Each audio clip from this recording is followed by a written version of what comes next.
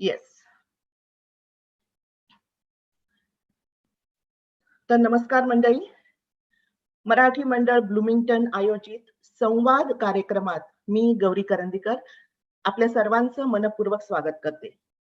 Memorial day चे औचित्य साधून आज अशोक चक्र पुरस्काराने सन्मानित हेमंत करकरे यांना आपण मानवंदना देत आहोत. हेमंत करकरे म्हटलं की आठवतं मुंबई बॉम्बस्फोटाने हादरलेला तो दिवस. पण एक कर्तव्यदक्ष पोलीस अधिकारी म्हणून त्यांचे या आधीचे पण खूप उल्लेखनीय टप्पे आहेत. म्हणजे बॉम्बस्फोट पुरतच आपलं समीकरण डोक्यात आहे, पण त्यांच्या कारकिर्दीचे खूप उल्लेखनीय टप्पे आहेत. आणि वास्तविक ते स्वतः मेकॅनिकल इंजिनियर होते. मल्टीनॅशनल कंपनी आणि कॉर्पोरेट क्षेत्रात अत्यंत चांगली नोकरी होती. पण समाजासाठी, देशासाठी काहीतरी करावं ह्याला थोडीशी पुन्हा त्यांची फॅमिली बॅकग्राऊंड होती, की एक समाजसेवा ही एक त्यांच्या मनात रुजलेली होती संस्कारातनं. तर ती आपल्याला मल्टीनॅशनल कंपनीत काम करण्यापेक्षा आपण ह्याच्यात गेलो, आय-पी-एस झालो तर आपण जास्ती चांगलं सर्व्ह करू शकू. या उद्देशाने त्यांनी ती नोकरी सोडली आणि आय-पी-एस अर्थातच इंडियन पोलीस सर्व्हिस जॉइन केली. आणि त्यात खूप खूप जबाबदारीची पदं त्यांनी अगदी यशस्वीपणे सांभाळली. Mumbai crime branch, anti narcotic cell, economic offences wing आणि अँटी करप्शन ब्युरो. आणि तुम्हाला मंडळी आठवत असेल तर डिसेंबर 1999 मध्ये इंडियन एअरलाइन्सचं विमान हायजॅक झालं होतं नेपाळहून. तर त्याच्या इन्व्हेस्टिगेशनच्या उल्लेखनीय कामगिरीसाठी त्यांना प्रेसिडेन्शियल अवॉर्ड मिळालं होतं अटल बिहारी वाजपेयींच्या हस्ते. तर पण ही अशी सगळी खाकी वर्दीतली कर्तव्य अगदी चोखपणे बजावत असताना त्यांची स्वतःची आणखी त्या कामाकडे बघण्याची फिलॉसॉफी होती, की गुन्हेगाराला पकडून किंवा मारून प्रश्न कायमचे सुटत नसतात. या समस्येच्या मुळाशी जायला पाहिजे, ग्रासरूट पर्यंत जायला गरजेचं असतं. आणि मग त्यासाठी ते वेळोवेळी स्थानिक लोकांशी, सेवाभावी संस्थांशी संवाद साधायचे. त्यातून काही समन्वय, हे ऍक्च्युली त्यांच्या खाकी वर्दीशी निगडीत काम नव्हतं. हे काम त्यांच्या आतला समाजसेवक करत होता. आणि तो कसा करत होता हे आता आपल्याला जुई सांगणारच आहे. आणि तर apart from this police officer हे मी प्रतिमा सांगते, पण अतिशय वेल रेड, बहुश्रुत, रसिक माणूस. तर मी आता जास्ती बोलत नाही. खूप पैलू आहेत त्यांच्या व्यक्तिमत्वाचे. तर आपण प्रत्यक्ष त्यांच्या मुलीकडूनच ऐकू. तर वेलकम जुई. जुई करकरे नवरे आणि म्हणजे तिचे पती आणि 2 गोड मुली या बॉस्टनला असतात. आणि पती बँकिंग सेक्टरमध्ये आहेत आणि स्वतः जुई सॉफ्टवेअर कन्सल्टंट आहे. ओव्हर टू जुई. सर्वप्रथम आपल्या सर्वांचे मनपूर्वक स्वागत. आणि गौरी करंदीकर यांनी पुढाकार घेऊन हा कार्यक्रम आयोजित केला, याबद्दल मी त्यांचे आभार व्यक्त करते. It's pleasure. It and it's honour. आणि मला खरंच छान वाटतंय की Milwaukee, Saint Louis, Charlotte, Chicago, Dallas अशा अनेक मंडळांची लोक इथे आज उपस्थित आहेत. आणि मला त्यांच्याशी ह्या पुस्तकाविषयी चर्चा करायला ही संधी मिळाली, त्याबद्दल मला खूप छान वाटतंय. कारण माझे पप्पा एक रोल मॉडेल होते आणि अशा रोल मॉडेल्सची जी कहाणी आहे ती सगळ्यांपर्यंत पोहोचायला हवी, ही माझी इच्छा आहे. आणि आपल्या समोर नेहमी फिल्म स्टार्स, सेलिब्रिटीज किंवा असे खूप मोठे पब्लिक सेक्टर्स मधले अत्यंत यशस्वी लोक, त्यांचे मेमोरीज असतात. पण एक सर्वसाधारण माणूस जो सामान्यातनं कसा पुढे जाऊन स्वतःला घडवण्याची जी तळमळ होती, ती मला माझ्या या पुस्तकातनं सगळ्यांसमोर आणायची आहे. तर जुई, मला तुला पहिलाच प्रश्न असा विचारावासा वाटतोय, की या घटनेला आता 11 वर्ष झाली. तर आता जस्ट नोव्हेंबर 2019 मध्ये या पुस्तकाचं पब्लिकेशन झालं भारतात. तर एकतर इतक्या वर्षांनी का तुला लिहावंसं वाटलं, किंवा जेव्हा लिहिलं तेव्हा नेमकं कुठल्या क्षणी आता मी लिहिलं पाहिजे असं तुला वाटलं?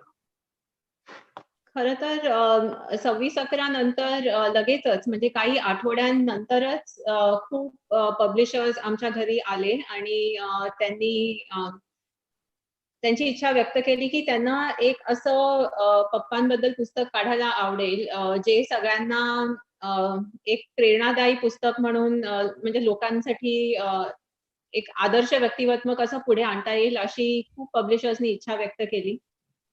पण त्यावेळेस आम्ही सगळे इतक्या दुःखात होतो आणि आम्हाला थोडासा वेळ हवा होता त्या दुःखातनं बाहेर यायला.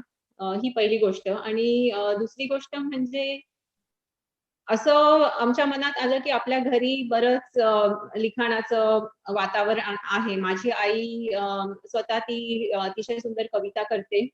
माझ्याकडे म्हणजे माझ्या पप्पांकडे नेहमी एक लायब्ररी असायची आणि मला माझ्या भाऊ-बहिणींबरोबर, वडिलांबरोबर, आईबरोबर पुस्तकांविषयी चर्चा करायला खूप आवडायची. तर आम्ही असं ठरवलं, कोणाला बाहेरच्या व्यक्तीला सांगण्यापेक्षा आपणच ते पुस्तक काढलेलं जास्त योग्य राहील. मग त्या काळात माझ्या काका-काकूंनी, माझ्या पप्पांच्या धाकट्या भावानी शिरीष करकरे आणि अमृता करकरे त्यांनी अनेक लोकांच्या मुलाखती घेतल्या. मी पण बॉस्टनहून अनेक पप्पांच्या कलीग्सना पत्र लिहिली, ईमेल्स केले आणि आम्ही मजकूर गोळा करायला सुरुवात केली. पण काही कारणास्तव ते पुस्तक तेव्हा पुरं होऊ नाही शकलं. आणि मी पण हळू-हळू माझी नोकरी, संसार ह्याच्यात गुरफटत गेले. मला 2 लहान मुली आहेत, ईशा आणि ऋतुजा. 6 आणि 9 वर्षाच्या आता आहेत त्या.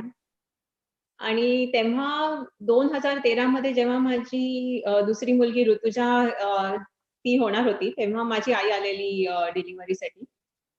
आणि योगायोगाने तेव्हाच माझ्या एका मैत्रिणीने मला तिच्या पुस्तक प्रकाशन सोहळ्यासाठी बोलावलं. बॉस्टनमध्ये एक रायटर्स लॉफ्ट म्हणून नॉन प्रॉफिट ऑर्गनायझेशन आहे. तर मी आईसोबत तिथे गेले आणि पुढच्याच महिन्यात माझी डिलिव्हरी होती. आणि ते पुस्तक प्रकाशन रायटर्स लॉफ्टमध्ये बघून आईला खूप छान वाटलं, की ती पण तेव्हा फर्स्ट टाईम ऑथर होती. नंतर तिने भरपूर पुस्तकं लिहिली, नंदिनी वाजपेयीनी. तर ती म्हणाली, "जुई, असं मला वाटतं, की तूही इथे येऊन ह्या रायटर्स लॉफ्टमध्ये पप्पांबद्दल जे पुस्तक सुरू केलंयस ते पुरं करावं." तर तेव्हा मला वाटलं, हे कसं शक्य आहे? माझी पहिली मुलगी 3 वर्षाची आहे, दुसरी आता तहानी मुलगी होणार आहे. आणि मी म्हटलं, "हो, आपण नक्की हे म्हणजे करूयात." पण माझी मुलगी झाली, मग मी इंडियाला गेले 2014 ला दोन्ही मुलींना घेऊन. तिथे मी 4-6 महिने होते इंडियामध्ये. आणि तेव्हा मला माहिती नव्हतं, की ती माझी आईची शेवटची भेट ठरेल. मी परत बॉस्टनला आले आणि काही आठवड्यातच माझी आई सीरियस असल्याचं मला कळलं. ती व्हेंटिलेटरवर होती. तर मी तातडीने माझ्या कुटुंबियांबरोबर गेले मुंबईत आणि म्हणजे that was the last time I met my mother. परत आल्यावर मी ह्या दुःखातनं बाहेर माझ्या कुटुंबियांनी मला खूप साथ दिली. मी बाहेर येत होते हळू-हळू. इथे फॉल सीझन खूप छान अ, अ, असतो इथे न्यू इंग्लंड, बॉस्टनमध्ये. मी माझ्या दोन्ही मुलींना स्ट्रोलरमध्ये ठेवून फिरायला घेऊन गेले. आणि तिथे मी बघितलं, की त्या पार्कमध्ये मी एकटीच आई आहे आणि खूप बहुतांश लहान मुलं त्यांच्या आजी-आजोबांबरोबर फिरायला आली आहेत. आणि तेव्हा मला अगदी जाणवलं, की आता कधीच मला हे दृश्य बघायला मिळणार नाही, की माझे आई-वडील माझ्या मुलींना स्ट्रोलरमधनं येऊन फिरवतायत, त्यांच्याशी खेळतायत. आणि ते मला अगदी असहाय्य झालं. मला एकदमच माझ्या डोळ्यातनं घळाघळा अश्रू व्हायला लागले आणि मला वाटलं, की पार्कमध्ये असे लोकं माझ्याकडे बघतील, की काय ही बाई एकदमच अचानकपणे कशी रडायला लागली. मी स्ट्रोलर वळवलं आणि तिथेच एक बाजूला सिमेट्री आहे. तिथे मी गेले, मी बसले. माझ्या मुली लहान होत्या, त्यांच्या काही लक्षात नाही आलं. त्यांना मी फिरवत होते आणि तिथे मी थोड्या वेळ बसले, शांत झाले. मग परत घरी आले. आणि तेव्हा मी ठरवलं, की ही माझ्या आईची इच्छा पुरी करायची. त्या क्षणी मी ठरवलं, की जे काही माझ्याकडे आहे साठलेलं मटेरियल ते सगळं मी एकत्रित केलं आणि पुन्हा मी त्या पुस्तक लिहिण्याच्या प्रोसेसला सुरू केलं. अच्छा. तर आम्हा सगळ्या सामान्य सर्वसामान्य माणसाला बॉम्बस्फोटाविषयी न्यूजपेपरमधनं, टीव्ही मधल्या बातम्यांमधनं जेवढं समजलं, त्या पलीकडे नक्कीच काहीतरी वेगळं महत्त्वाचं या पुस्तकात असणार आहे. तर त्याविषयी थोडं काही सांगशील का आम्हाला? हो, नक्कीच. आपण जेव्हा बॉम्बस्फोटाविषयी वाचतो, तेव्हा आपल्याला त्याबद्दलचे जे न्यूजपेपर्स किंवा टीव्हीवर जे काही आपल्याला किस्से दिसतात त्याच्या पलीकडे बरंच काही या पुस्तकात आहे. पहिली गोष्ट म्हणजे आता जरी 11 वर्ष गेली तरीही जी आमच्या जीवनातली म्हणजे जे आम्ही जे गमावलंय म्हणजे माझे वडील आज नाहीयेत किंवा पोलीस फोर्सनी त्यांचा एक अत्यंत कर्तबगार लीडर गमावला आहे. हे त्या क्षणी आपल्याला ते दुःख तीव्र वाटतं, पण नंतर सुद्धा ते त्या कुटुंबियांसाठी किंवा त्यांच्या संपर्कात असलेले दैनंदिन जीवनात जे लोक असतात त्यांच्यासाठी ते दुःख अजूनही तितकंच तीव्र आहे. आणि ती एक भूमिका मी सांगितली म्हणजे आपण नेहमी खाकी वर्दीतला माणूस बघतो, पण त्याचं एक खाजगी आयुष्य सुद्धा असतं आणि ते खाजगी आयुष्य म्हणजे कायमस्वरूपी आता बाजूलाच राहिलं. तेव्हा वाटायचं की ते आता खूप त्यांच्या कामात बिझी आहेत, पण नंतर कधीतरी ते मिळतील आपल्याला कुटुंबियांना, त्यांच्या नातवंडांशी खेळताना म्हणा. ह्या नंतरचा जो काळ असतो जेव्हा ते रिटायरमेंट नंतर थोडे रिलॅक्स होतील, असं वाटतं की ते आयुष्यभर नेहमी झगडतच गेले. नंतरचा जो काळ आहे तो काही आपल्याला म्हणजे जी कुटुंबियांची भूमिका आहे ती थोडीफार त्या पुस्तकातनं समोर येईल. आणि दुसरा मुद्दा असा आहे की जेव्हा आपण हेमंत करकरे म्हणतो, अनेक कॉन्ट्रोव्हर्सीज त्यांच्या नावाशी जोडल्या गेल्या. पहिली गोष्ट म्हणजे त्यांचं ते मिसिंग बुलेट प्रूफ जॅकेट. म्हणजे एटीएस चीफचं जॅकेट कसं काय ते गहाळ होऊ शकतं, हा सगळ्यात मोठा प्रश्न. पोस्टमॉर्टम रिपोर्टमध्ये बऱ्याच गोष्टींची नोंद होती. म्हणजे त्यांचे बाकीचे इतर त्यांचा पोशाख, त्यांचा युनिफॉर्म म्हणा किंवा इतर त्यांच्या खिशातलं पेन म्हणा, साधं, ह्या सगळ्या गोष्टी पोस्टमॉर्टम रिपोर्टमध्ये एक आयटमाइज लिस्ट होती काय-काय गोष्टी आहेत. पण बुलेट प्रूफ जॅकेट नव्हतं. आणि ते अजूनही एक मोठं रहस्य आहे. दुसरी गोष्ट म्हणजे माझे पप्पा जेव्हा तिथे गेले, त्यांनी एका क्षणात ओळखलं की हा एक टेररिस्ट अटॅक आहे आणि त्यांनी लगेचच कंट्रोल रूमला फोन करून आणखीन कुमक पाठवा, अशी एक विनंती केली. पण त्यांच्या ह्या इन्स्ट्रक्शन्सना फॉलो केलं गेलं नाही. आणि ती रेकॉर्डिंग तुम्ही आता म्हणजे ऐकू शकता ह्याच्यात.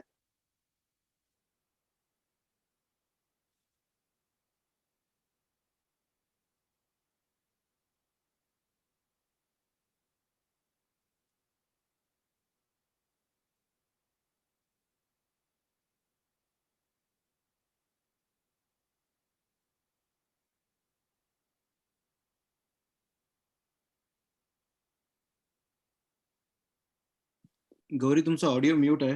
May be you played file but it's of.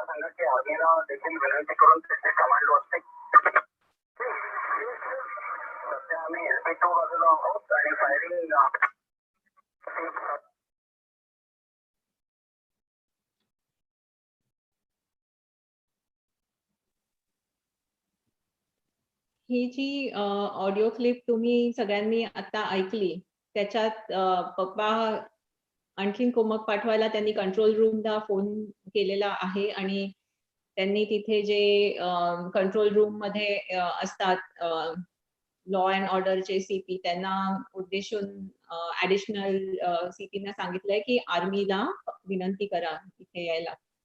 पण त्या दिवशी कंट्रोल रूम मध्ये ते नसून दुसरेच होते आणि एक स्टँडर्ड ऑपरेटिंग प्रोसिजर असतं. ते स्टँडर्ड ऑपरेटिंग प्रोसिजर अशा इमर्जन्सी सिच्युएशन्स मध्ये जास्त महत्वाचं असतं, फॉलो करायलाच पाहिजे. पण त्या दिवशी का ते फॉलो केलं गेलं नाही तोही एक अजून अनुत्तरित प्रश्न आहे आमच्या फॅमिलीसाठी, आणि तो कायम अनुत्तरित राहील. आणि हे ऑडिओ क्लिपिंग्स मिळवण्यासाठी मी विनीता कामटेंची आभारी आहे, कारण त्यांनी आरटीआय ऍक्ट, त्या स्वतः लॉयर आहेत आणि त्यांनी मेहनतीने अनेक विनंत्या करून आणि आरटीआय ऍक्ट इन्व्होक करून त्यांनी ही ऑडिओ क्लिपिंग मिळवली, आणि ती आमच्या पर्यंत ती पोहोचू शकली केवळ विनीता कामटेंच्या प्रयत्नांमुळे. आणि हे सगळं सुरू असताना सुद्धा मला हे सांगावसं वाटतंय, की माझ्या आईनी स्वतःचं दुःख बाजूला सारून ती एक कुटुंब प्रमुख म्हणून उभी राहिली.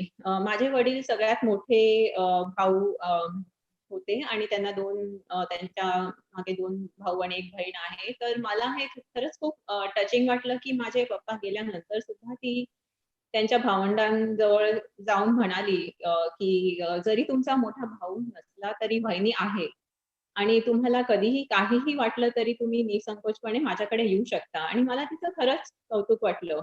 आणि फक्त कुटुंबियांसाठी नाही, ती पोलीस ऑफिसरसाठी पण उभी राहिली. एक एटीएस प्रमुखची मिसेस म्हणून तिने स्वतःच्या पेन्शन पेपर्सवर तिने सही नाही केली पप्पांच्या. ती म्हणाली, की जोपर्यंत ते हे सगळ्यांपर्यंत पोहोचत नाही, ती त्या 26/11च्या वेळेस assistant sub inspector Tukaram Ombale ते शहीद झाले, आणि त्यांच्या पत्नींना जोपर्यंत फुल पेन्शन मिळालं नाही तोपर्यंत ती म्हणाली, मी पण कुठल्याही कागदपत्रांवर सही करणार नाही. तर मला हे तिचं जास्त कौतुक वाटलं, की स्वतःचं दुःख बाजूला सारून, म्हणजे एक सामान्य व्यक्ती, ती कधीच अशी प्रकाश झोतात नव्हती, पण तरीही ती उभी राहिली केवळ पप्पांच्या आठवणीसाठी, आणि त्या प्रेरणेमुळे तिला ती शक्ती आली उभी राहून तिने हा लढा पुढे नेला.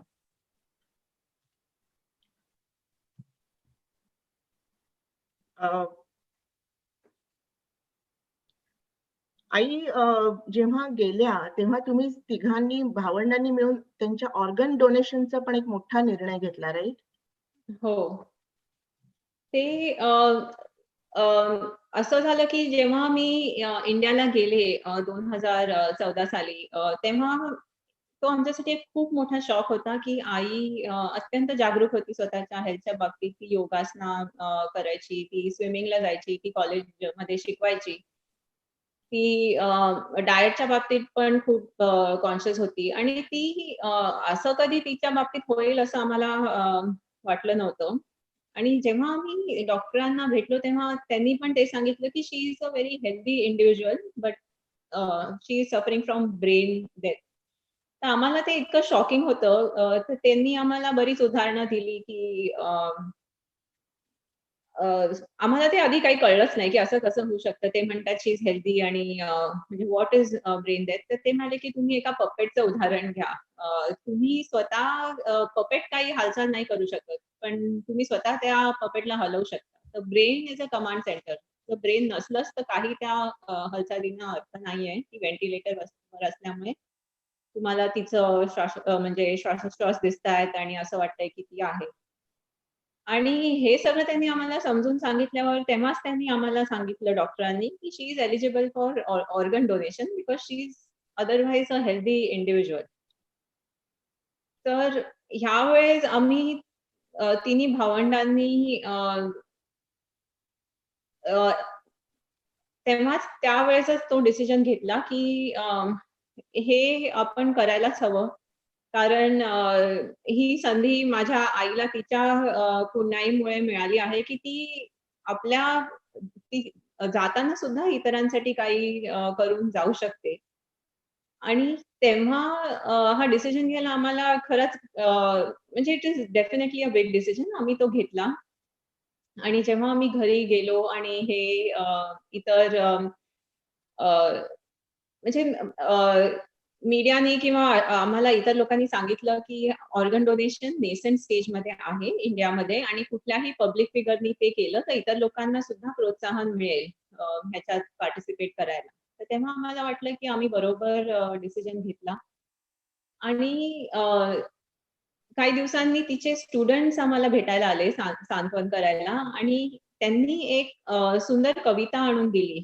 त्यांनी अचानक रात्रीचे 10 वाजलेले, अचानक बेल वाजली. आम्हाला वाटलं कोण एवढ्या उशिरा आलं. तिचे स्टुडंट्स आले. 5 मिनिटासाठीच घरी आले. त्यांनी सांगितलं ही मॅडमची एक कविता आणि ते गेले. आणि ती कविता माझ्या आईनी लिहिलेली पप्पांसाठी आणि ती कविता अशी आहे, अ, एक तारा निखळला आणि निखळताना अधिकच शुभ्र झाला. आपल्याच सुखाची राख रांगोळी झाल्यावर कोणी कोणाच्या दारी सुंदर रांगोळी काढून जातं. हम्म.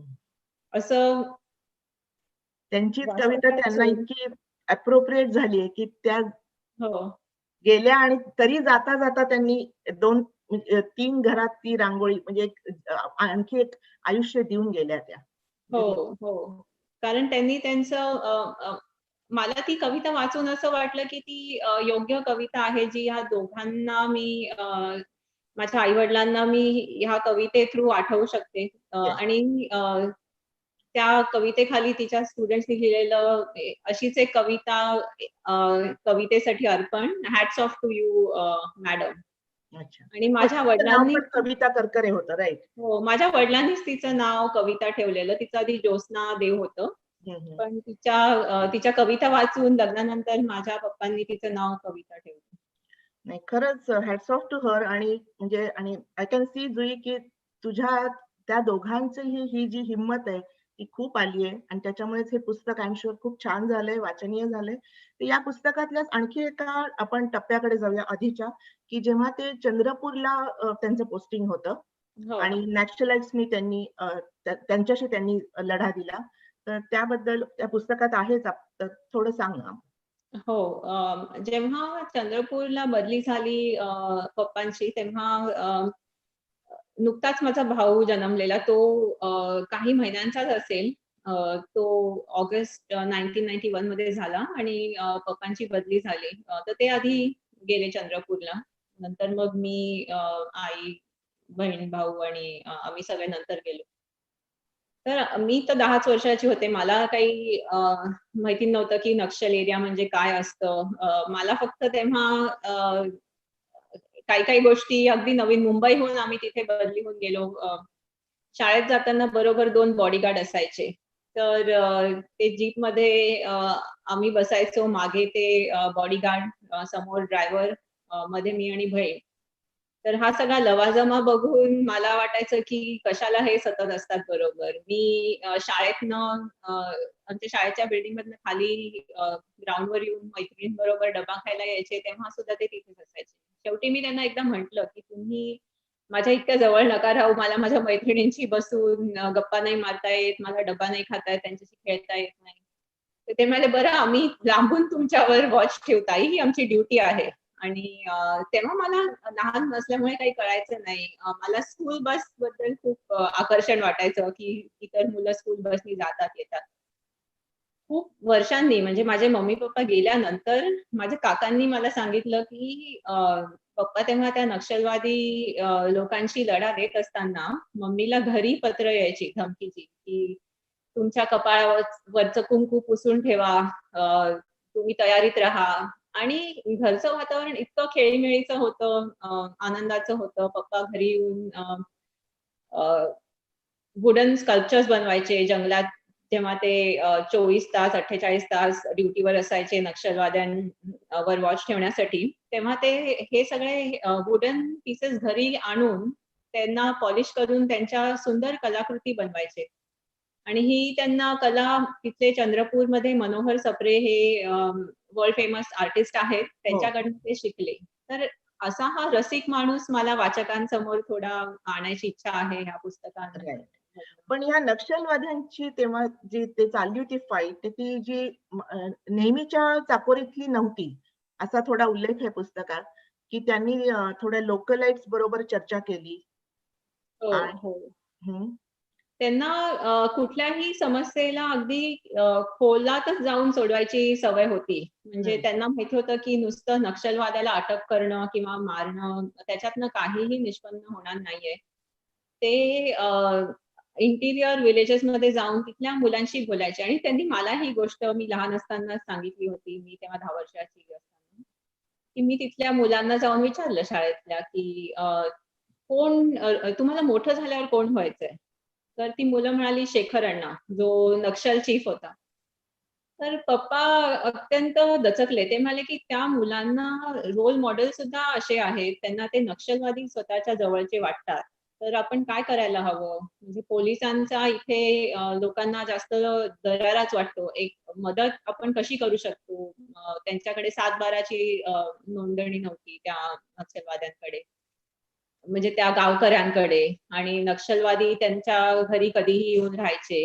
अ, तर पोलिसांनी त्यांना अ, कसं जवळ करायचं पप्पांनी इंटरप्रिटर्स, ट्रान्सलेटर्स अशी एक टीम गोळा केली. ते त्या इंटिरियर विलेजेसमध्ये जाऊन त्यांच्याशी बोलायचे. त्यांना सांगायचे, की तुमची काहीही अडचण असली तर पोलीस ती कायदेशीर सोडवू शकतात. हे नक्षलवाद्यांशी तुम्ही जास्त संपर्क ते अत्यंत सेल्फिश आहेत. शेवटी तुमचा ते वापर करून आपलं ते पुढे जातायत. तर हा जो त्यांचा स्वभाव होता, समस्येला अगदी खोलात जाऊन सोडवण्याचा, हा त्या पुस्तकातनं तुमच्या समोर मी आणायचा आणि प्रयत्न हेच थोडंसं ते जेव्हा अँटी नार्कोटिक सेल बद्दल काम करत होते मुंबईत. हो. तिथेही तेव्हा ते ठाण्याला होते. तेव्हा एक ड्रग फाईट 89 मध्ये त्यांची ही पोस्टिंग होती अँटी नार्कोटिक्समध्ये. तर त्या कार्यक्रमात त्यांनी सोशल वर्करशी अनेक ऑर्गनायझेशनशी त्यांनी कॉन्टॅक्ट ठेवलेला. म्हणजे पहिली गोष्ट म्हणजे जेव्हा ते ड्रग पेडलर्स जेव्हा त्यांना ते अटक करायचे, तेव्हा फक्त तिथेच ते हे काम सोडून नाही देत त्यांनी कधी दिलं. कारण पहिली गोष्ट म्हणजे जी मुलं शाळेत आहेत म्युनिसिपल स्कूल्समध्ये त्यांना जाऊन त्यांनी भेट दिली. त्यांना शिक्षणाचं महत्त्व पटवून दिलं. त्यांच्या बरोबर अनेक सोशल वर्कर्स असायचे आणि सगळ्यांना कुतूहल वाटायचं, की हा एवढा युनिफॉर्म मधला पोलिस ऑफिसर येऊन आपल्या सोशल वर्कर्सच्या बरोबरीने त्या मुलांशी संवाद साधतोय. आणि त्यांनी खूप यंगस्टर्सना रिहॅबिलिटेशन सेंटर्सना सुद्धा पाठवलं. म्हणजे त्यांना ते लोकांना एक संधी द्यावी किंवा लोकांना सुधारण्याची संधी मिळाल्यावर ते कसे परत मेनस्ट्रीम सोसायटीमध्ये येतात, असे अनेक लोकं आहेत, ज्यांनी पप्पांबद्दल आभार व्यक्त केले आहेत. खरंच आहे, कारण फक्त आपल्या ड्युटी पुरतं म्हणजे आउट ऑफ द वे जाऊन हे त्यांचं करणं होतं. हो. आणि ह्याचाच उल्लेख केल्याप्रमाणे, की हे नुसते एक म्हणजे कर्तव्यदक्ष पोलिस ऑफिसर आणि खूप रेअरली बघायला मिळतं. अशा क्वालिटीज त्यांच्यात होत्या म्हणजे अ, साहित्याची खूप जाण होती. ते स्वतः खूप छान लिहायचे आणि वाचन त्यांचं खूप होतं. तू मगाशी उल्लेख केला, की मनोहर सप्रे यांची त्यांची ओळख. तर मनोहर सप्रे हे स्वतः खूप छान लेखक तर आहेत आणि त्यांचा जगभर म्हणजे भारतभरातल्या सगळ्या अधिकाऱ्यांशी वेगवेगळ्या म्हणजे साहित्यिक अधिकारी त्यांचंही फ्रेंड सर्कल खूप मोठं आहे. आणि त्यांची खासियत अशी आहे, की हे मनोहर सप्रेंनी त्या अधिकाऱ्यांना, त्या माणसांना, त्या साहित्यिकांना खूप पत्र लिहिली. त्या लोकांनी सप्रेंना खूप पत्र लिहिली. इतकी पत्र लिहिली, की त्याचे 3 संग्रह निघालेत आता. तर आमच्या लायब्ररीत जुई त्यांचा एक संग्रह आहे आणि कोइन्सिडेंटली त्याच्यात हेमंत करकरेंनी मनोहर सप्रेंना लिहिलेले एक आहे आणि त्यात 1-2च ओळी मी वाचते त्याच्या, की त्यातनं कळतं की अ, एक पोलिस ऑफिसर म्हणजे मला पण खूप विशेष वाटलं, की पोलिस ऑफिसर जी.ए. कुलकर्णींच्या कथा वाचून त्याच्यावर काहीतरी आपलं मत व्यक्त करतोय. कितीही वाचनाची आवड असली, तरी जी.ए. कुलकर्णींपर्यंत पोहोचायला खूप वेळ लागतो. आणि ते जी.ए. कुलकर्णी समजून घ्यायला खूप वेळ लागतो. तर ते 2 मिनिटं मी वाचते आणि मग तू पण जरूर त्यांच्या त्याविषयीच्या आम्हाला आठवणी सांग.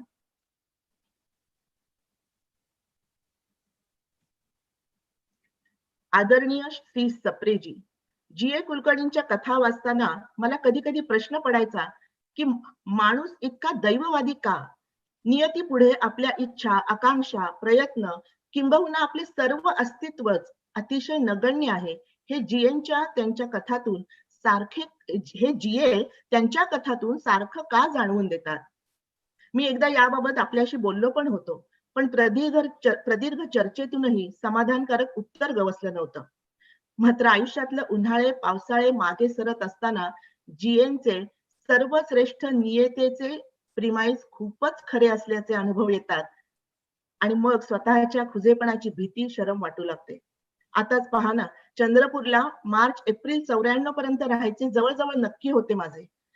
आणि वुडक्राफ्ट, पुस्तक, anti Naxal operation, law degree, library building, कविताची प्राध्यापकी, मुलांना ऍथलेटिक ट्रेनिंग देण्याचे बेत, हे सर्व करण्यात हुरूप तर होताच, पण वेळ हाताशी असल्याची आश्वासकताही होती आणि अचानक बदली. आणि हा सडननेस कमी झाला म्हणून की काय, त्याच दरम्यान hot spring assignment PM visit. मी आता एवढंच वाचतेय, पण अशी त्यांनी खूप दीर्घ चर्चा केली आहे त्या हॉट स्प्रिंग ज्याचे पण त्यांनी छान उल्लेख केलेत आणि तिथं जी ऑन द वे त्यांना खूप फौजी लोक भेटले लेहला आणि काश्मीर प्रश्नाबद्दल पण त्यांनी खूप छान लिहिलंय. पण आता करकरेंनी पुस्तकात काय लिहिलंय हे मी तुम्हाला सांगण्यापेक्षा तुम्ही प्रत्यक्ष वाचा. पण त्यांनी खूप सेन्सिटिव्ह मनाचे होते हे त्यातनं खूप जाणवतं मात्र. हो, की त्यांना नक्कीच. काश्मीर खोऱ्याबद्दलच्या प्रश्नांबद्दल पण त्यांना की हे खरंच इतकं अक्षरशः त्यांचं वाक्य इतके रक्ताचे पाठ व्हायलाच हवेत का, हा त्यांचा प्रश्न आहे त्या पत्रात. तर ओव्हर टू यू जुई. हो आणि पप्पांनी हॉट स्प्रिंग्स व्हिजिट नंतर एक खूप छान लेख लिहिलेला मराठीत तो तेव्हा पब्लिश पण झालेला लोकसत्तेत आणि तो या पुस्तकात आहे. हे पुस्तक इंग्लिशमध्ये आहे. आता माझी इच्छा आहे हे मराठीत लवकरात लवकर ह्याचा अनुवाद झाल्यावर हे मराठीत येईल. पण आता ते इंग्लिशमध्ये अवेलेबल आहे. तर त्यांचं ते हॉट स्प्रिंग्सचा जो लेख आहे तो पण एक चॅप्टरमध्ये इन्क्लुडेड आहे. आणि म्हणजे चंद्रपूर बद्दल मला अजून बऱ्याच आठवणी आहेत. म्हणजे एक सांगायची एक मला आठवण सांगायला आवडेल. मी तेव्हा नुकतीच बदली झाल्यामुळे थोडंफार आपलं रेग्युलर जे शाळेचं रुटीन असतं ते सगळं बदलतं. नवीन आपल्याला मित्र-मैत्रिणी करावे लागतात. नवीन शिक्षिका, नवीन सगळं. आणि दिवाळीच्या वेळेस माझा भाऊ अगदीच लहान असल्यामुळे बहीण पण लहान 4 वर्षांनी माझ्या. मी म्हटलं, "पप्पा मी कोणाबरोबर फटाके फोडू?" कारण इथे अगदी नवीन असल्यामुळे कोणी अशा ओळखी-पाळखीचे पण नव्हते. तर ते म्हणाले, "चल माझ्याबरोबर खूप तुला मित्र-मैत्रिणी इथे आहेत फटाके, आपण सगळे एकत्र फोडूया." तर मी एकदम उत्साहाने तयार झाले आणि आम्ही गेलो. तर मला तेव्हा तिथे त्यांनी मला एका अनाथ आश्रमात नेलं. तिथे खूप लहान मुलं होती आणि माझ्याकडे एक मोठी फटाक्यांची पेटी होती. तर ती त्यांनी त्या मुलांच्या हातात ठेवली आणि अक्षरशः एक 15-20 मिनिटात त्या मुलांनी ते सगळे फटाके उडवले. मला थोडे काही 4 फुलझड्या माझ्या हातात आल्या असतील. आणि तेव्हा मला खरं तर पप्पांचा राग आलेला, की तुम्ही माझे फटाके असे कसे ह्या मुलांना दिले? पण आता माझ्या लक्षात येतंय, की त्यांचं म्हणणं होतं, की तुम्हाला जे मिळतं ते इतरांना देण्यातच जास्त आनंद आहे. आणि असे फार कमी पालक असतील. म्हणजे माझ्याही डोक्यात अशी कधी कल्पना आली नसती, की माझ्या मुलींना दिवाळीच्या वेळेस असं अनाथ आश्रमात जाऊन त्या मुलांबरोबर फटाके फोडले पाहिजेत. तर हा त्यांचा जो वेगळा अप्रोच होता आयुष्याकडे बघण्याचा, हे सगळं ह्या पुस्तकात आलेलं आहे. आणि ते अत्यंत हळवे देखील होते. माझ्या प्रत्येक वाढदिवसाला त्यांची एक नेहमी स्पेशल गिफ्ट असायची. माझ्या 16व्या वाढदिवसाला त्यांनी मला एक स्वारोस्कीचं एक असं छोटं लॉक अँड कीचं पेंडंट दिलेलं आणि ग्रीटिंग मध्ये लिहिलेलं की "Jui you can unlock any of your heart's desires. You may not know it, but the lock is also within you and the key is also within you." ते अजूनही माझ्याकडे आहे ते पेंडंट मी जपून ठेवलेलं. ते बॉस्टनला कधी आले होते का तुझ्याकडे इथे? हो, ते बॉस्टनला 2008 मध्ये जुलैमध्ये आले होते आणि ते 15 दिवसच होते. पण that was one of their most relaxing Times. म्हणजे माझी आई घरी मुंबईत तो सतत लवाजमा असल्यामुळे कॉन्स्टेबल, ड्रायव्हर, त्यांचे ऑर्डरली आणि सतत काही ना काहीतरी त्यांचे घरी आल्यावर सुद्धा भेटायला येणारे त्यांचे ऑफिशियल लोक. तर इथे बॉस्टनला मम्मीला पण खूप छान वाटलं की कोणीही नाही, पप्पांबरोबर तिला एकांतात वेळ मिळाला, फक्त आपली फॅमिली आहे आणि पप्पा इतके रिलॅक्स्ड होते. आम्ही रोज एक अर्धा पाऊण तास निवांत वॉकला जायचो. त्यांचे ऑफिशियल कॉल सुरूच असायचे, पण एवढा वेळ त्यांच्याबरोबर शांतपणे आम्हाला घालवता आला आणि ती शेवटची भेट असेल हे तेव्हा तर माहिती नव्हतं. पण त्या आठवणी आहेत. आम्ही नायग्रा फॉल्सला गेलो. मी, मम्मी, पप्पा. देवदत्त असं अचानक ऑफिसचं काम निघाल्यामुळे तो नाही येऊ शकला. पण आम्ही बसनी मी आणि मम्मी-पप्पा नायग्रा फॉल्सला जाऊन आलो. तर ह्या काही आठवणी आहेत आणि तेव्हा पप्पा सहज बोलून गेले, की मला असं वाटतं, की जास्तीत जास्त माझ्या शिदोरीत पाडून घ्यावं. त्यांना खूप वाटत होतं हे बघावं, आपण इथे जावं. म्हणजे 15 दिवसात काय-काय काय करता काय येईल. करता येईल. तर ते सगळं त्यांनी छान एन्जॉय केलं त्यांनी. ओके. ह्या पुस्तकातलं एक छोटंसं वाचून दाखवू शकशील का आम्हाला तू? हो, नक्कीच. ह्या पुस्तकात मी एक शेवटची माझी कविता लिहिली आहे. मी जेव्हा बॉस्टनमध्ये होते आणि माझी मुलगी ईशा, पहिली मोठी मुलगी ईशा, ती एक 2-2.5 वर्षाची होती आणि दरवर्षी ती म्हणजे माझे सासू-सासरे येतात, त्या नातवंडांशी खेळतात, छान त्यांना बघतात आणि तेव्हा मला असं जाणवलं, की म्हणजे पप्पा कधीच खेळू नाही शकणार ईशाशी आणि तेव्हा मी ही कविता लिहिली. Dear papa, can you please come back? There is nothing in life that I lack except you. Life without you will never be the same. When I take a walk down the memory lane, there are cherished moments long past.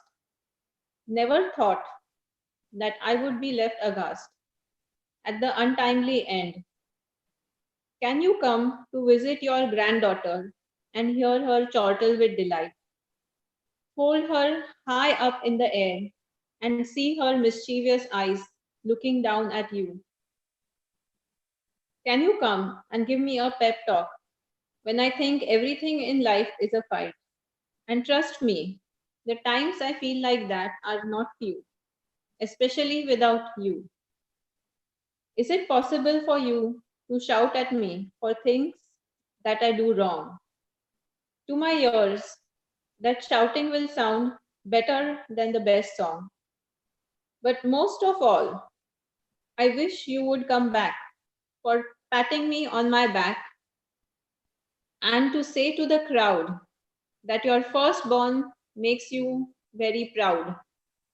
आणि ही मी कविता लिहिल्याबरोबर मी माझ्या काका काकूंना आणि सगळ्या कुटुंबियांना पाठवली आणि ती पाठवल्या क्षणी काही दिवसातच माझ्या काका काकूंनी एक खूप छान उत्तर पाठवलं आणि ते उत्तर वाचण्यासाठी तुम्ही हे पुस्तक वाचायला हवं. त्यांच्या उत्तरातली मी फक्त पहिल्या 2 ओळी वाचते.